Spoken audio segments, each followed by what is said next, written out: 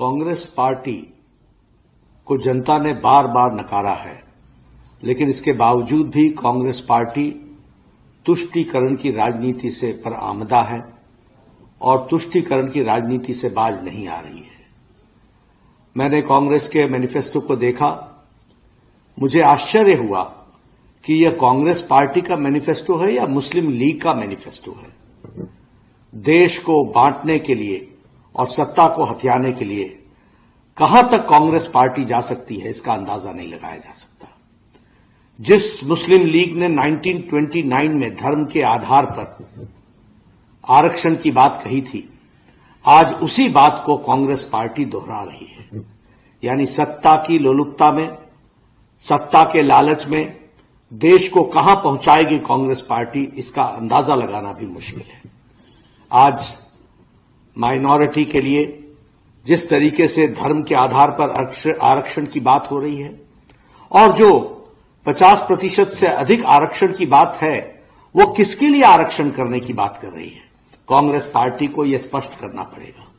और मैं ये भी कहना चाहता हूं, देश भूल न जाए, यूपीए की सरकार में इन्होंने एक ऐसा कानून बहुसंख्यक समाज के खिलाफ बनाया था जो पार्लियामेंट से पास नहीं हो सका, लेकिन कांग्रेस पार्टी की मंशा साफ हुई थी।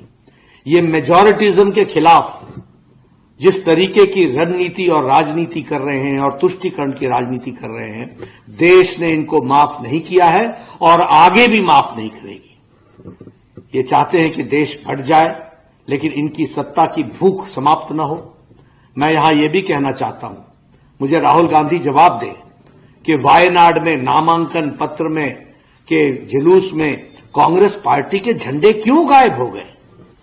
ये तुष्टीकरण की राजनीति कहां तक जाएगी? सिर्फ मुस्लिम लीग को भाए ना, इस कारण से कांग्रेस पार्टी अपने झंडे तक को हटा दे।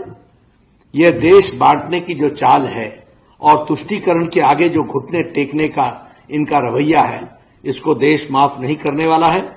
कांग्रेस को अपने घोषणा पत्र के अंदर जिस तरीके से तुष्टीकरण के बारे में उन्होंने कहा है और जिस तरीके से उन्होंने आरक्षण के बारे में कहा है, उसका स्पष्टीकरण देना पड़ेगा।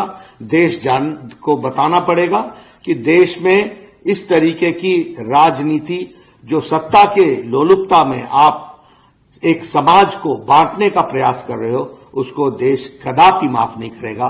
कांग्रेस को उसका जवाब देना पड़ेगा।